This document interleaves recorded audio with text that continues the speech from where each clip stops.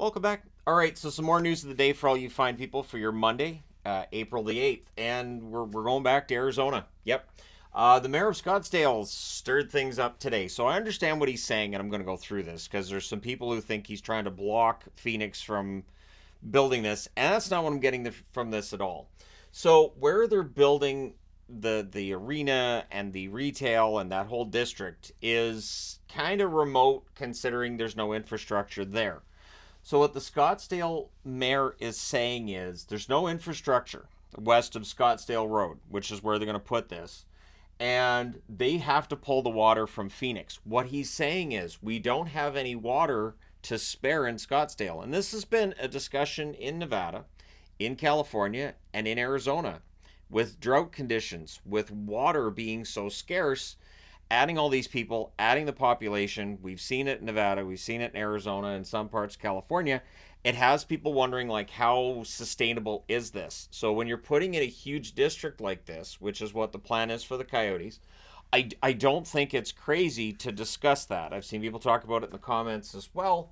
Now, what he's saying too is that the retail area, the big mall and all that they're planning on building, is very close to the one that Scottsdale has. And so he's basically it sounds to me like there's a redundancy or a concern for his own city and his own businesses, which as the mayor of Scottsdale, that's what his job is. His job is to make sure that things aren't negatively impacted in his city by what's going on next door in Phoenix.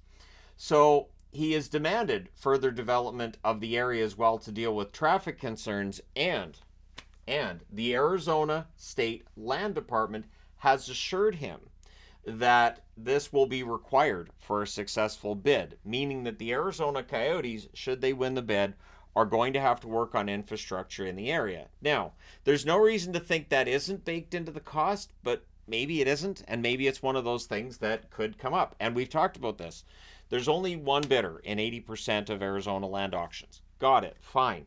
But there's no reason to think that the state wouldn't say, all right, you won this land, you're going to build this here. Well, if you're going to make that work, you have to build up this, right?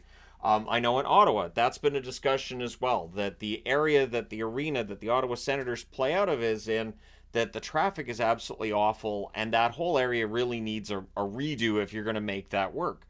And some have disagreed with me when I've mentioned it in videos, some have agreed, but it's something that the Coyotes are probably going to be required to do. And I don't know if expanding the road and expanding the freeway exit and all that's going to be baked in. I don't know if the team's already considered that. I didn't see it in the drawings, but again, the drawings, all the little renderings and the little computer rendering, that's all basically the district we're building, and that's the plan. But again, the Arizona State Board has assured the mayor of Scottsdale that that will be the team's hassle and that'll be their cost. And again, he's just saying you can't pull the water from Scottsdale. You can't pull from our infrastructure. We can't handle it. We don't have the water resources needed. Saying they just have what they need for their city and their people. So I've seen people saying, oh, he's jealous. It's not going to be in Scottsdale. And that's not in this at all. And he's not saying that they can't build it. It's just a matter of with what they're proposing. And he basically said, like, oh, this hockey fantasy thing they've got out there, it's fine. They want to build it great. But please address my concerns. And so the fact that, yeah, there's no water being fed to that part of the desert, they're going to have all of that built in. They're going to have to pull it from Phoenix. And so then for the city of Phoenix, the question gets asked, do they have all the excess resources needed to cover that? And that is a legitimate question to ask. That is absolutely a legitimate question to ask. There is some concern that, being able to live out in the desert may not be sustainable years down the road, probably well past my expiry date. But yeah, so we'll see how this all goes. But it is not a sign that this is doomed. It's also not a sign Scottsdale's trying to block it. It's just a sign that, this is not necessarily all rosy. And we saw that with Tempe too.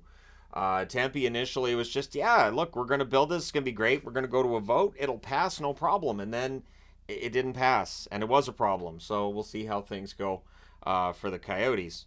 Seems to be a lot of glare off that calendar. I guess I have to move it. But anyways, I'm trying to mess around with things here on the set, and I guess the calendar shouldn't be there for future videos. Apologies. But anyways, moving on to other news. Discussing other news. Landon Dupont, 14-year-old, 14, has been granted exceptional status. So that means he can play in the WHL full-time next year. He is the first defenseman to be granted exceptional status for the WHL. He is only the second player to be granted exceptional status to play in the Western Hockey League. The first one was a guy you may have heard of named Connor Bedard. So it always puts a lot of pressure on players that get that exceptional status. And there will always be people saying, oh, this is a sign he's probably going to flop. But what it means is he's physically able to, and he looks like he's ready for junior hockey. And he's 5'11", 170 pounds. He's 14. What? 5'11", 170 pounds at 14? All right, so he's gonna be big. He's gonna be a big kid, and he's gonna get the chance to prove himself in the WHL next year. And we'll see how much hype there is around him once draft year rolls around. But man, 5'11" at 14, that's insane. All right, your 3 stars of the week this week in the National Hockey League are Kucherov, the first star from the Tampa Bay Lightning in 4 games, 1 goal, 9 assists, 10 points. He's been absolutely fantastic. Sidney Crosby, the second star from the Pittsburgh Penguins, 4 games, 5 goals, 1 assist, 6 points. The third star being the New York Rangers superstar, Artemi Panarin, 4 games, 2 goals, 6 assists, 8 points for Panarin. So, yeah, East is kind of ruling the 3 stars this week. And I can't argue with any of that. I'm sure there are people in the comments that'll try. But, yeah, Kucherov, Crosby, and Panarin, that checks out. They've all been playing really quite well. So we'll see how that all turns out.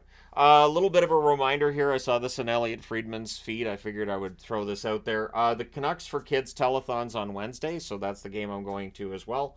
I do usually buy 50-50 tickets when we're at the game. I buy 50-50 here and there because I know that, half the money goes into, a pot that could be awarded at the end of the night to somebody that's not going to be me, but, I try.